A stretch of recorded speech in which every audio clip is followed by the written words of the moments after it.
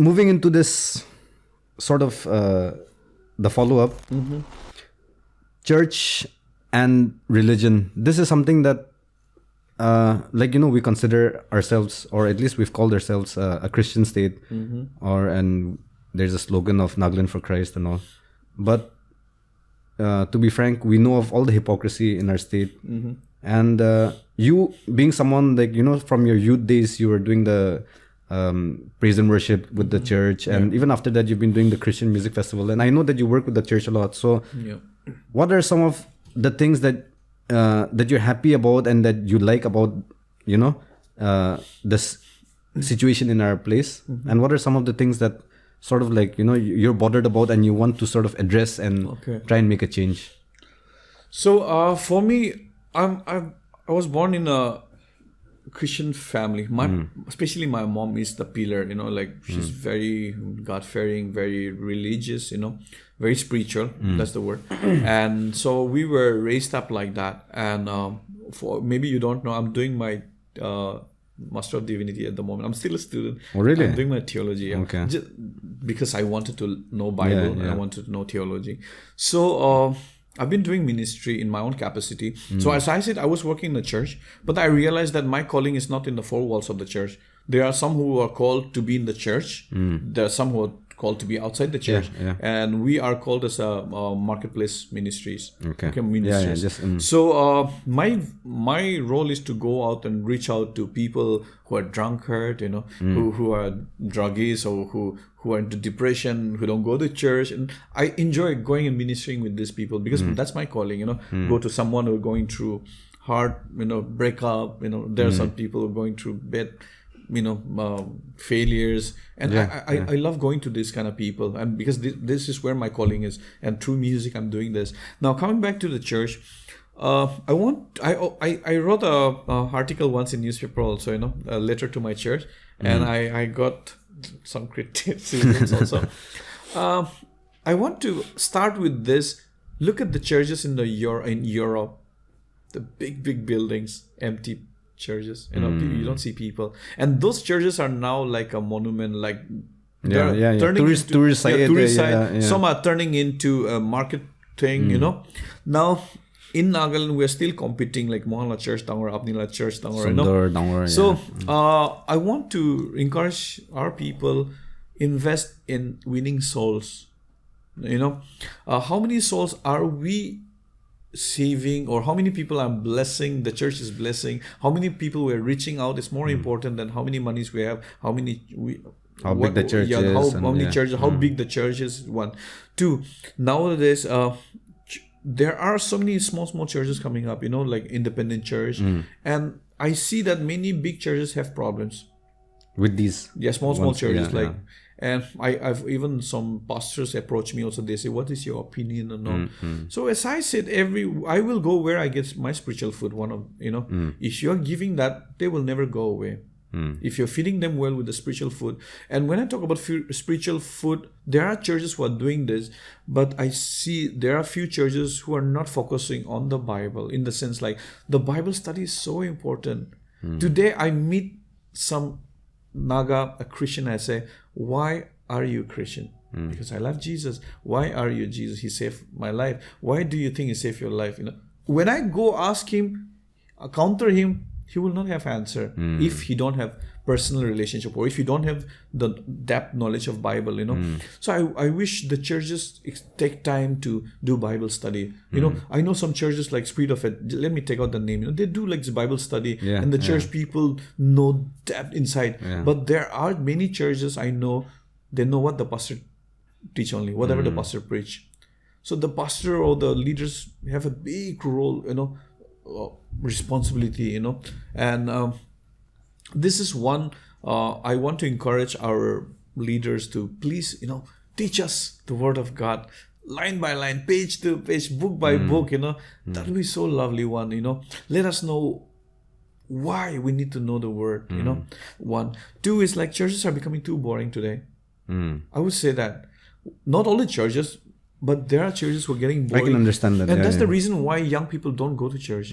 Because it's the same thing happening. It's the monotonous thing. Okay, chairperson ayo, pratana karo, gana hymna lekta karo, maybe offering lowo, pratana karo, special number karo. You know, see, even at home, if you eat the same, even though it's pork with akhone, you eat every day, you get fed up. That's human. So, but when you look at like Christmas, when you look at New Year, Good Friday, churches are full. Why? Because it's a special Sunday. occasion, yeah, so why can't we make every Sunday special? Why can't we use our creativity to make churches interesting? Yes, many people will say, oh, you come for word of God. No, God gave us creativity, So make it interesting. I like that. Yeah. So I feel like this is one, maybe one formula. There are a lot of formula, but I wish, one. 3 is relationship. Okay. So for me, what is church? Church is like a group of people coming together, praying, coming together, sharing, Right. praying, caring for one another. I went to one church in Bombay, and after the church got over by 12. And after a church, these people bring like tiffin and like food. They fellowship together outside, and some of them left by 3 like that. Okay. Out here, church last break खत्म नगरेर जाइन्छ त बेसी होला त न तारा कुनमा त गाडी गाडी त so that fellowship, the relationship is not there. I wish we grow together as a Christian, as a believer. 2 is like, I know some church where the pastor is waiting outside, hug us, give us high five. So good to see you, Asale. Text you Saturday evening, hey, I would love to see you tomorrow, Asale. The relationship, then when a pastor message you like that, then we go to church. After the church, I get message, oh man, Alobo was so good to see you today. I would love to see you next Sunday. Then I know some churches where they take the church member to movies. They go out to hang out at KFC. They go out, have coffee. I think this is missing, that relationship. Maybe I don't know, like it's very tough in big churches, no doubt, but then. Maybe in some churches, the pastor or maybe the leaders might not know the name of the members also. It's such a big... They might not know the name of each one of the members. Then how will the relationship grow? Exactly. So these are some of the things I feel, we need to look... yes, there are people who are doing that. And then I think those who are not doing it, I think we need to look in those, things. And yeah, that's it.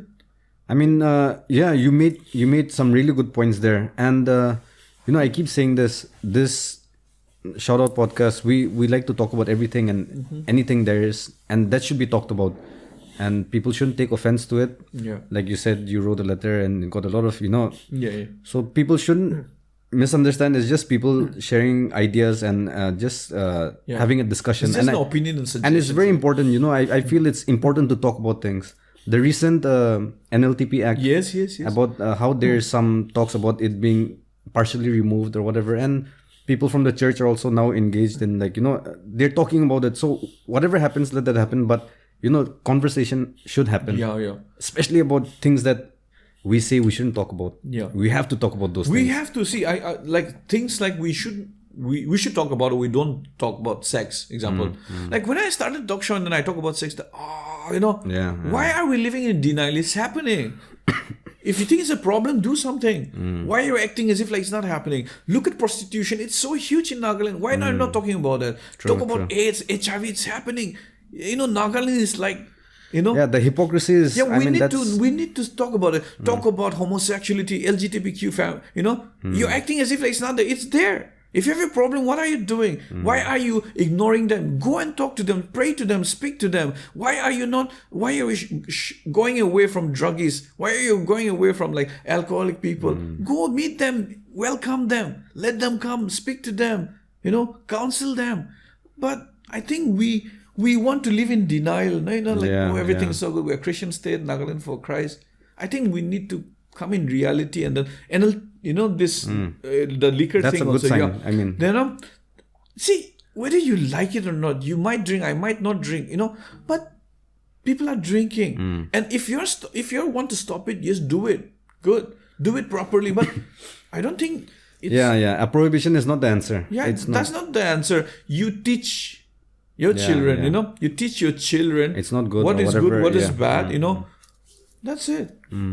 I mean, this NLTP debate will go on for a long time if I start talking about it, and I always talk about it. But the thing that I'm happy about is that they are getting involved and discussing. So happy to do that. And not naming any names, but there are quite a few from the people who work with the church and who are pro lifting it for like logical reasons, not because they want to let people drink or anything. For like logical reasons. So it's nice that there are like some people like that.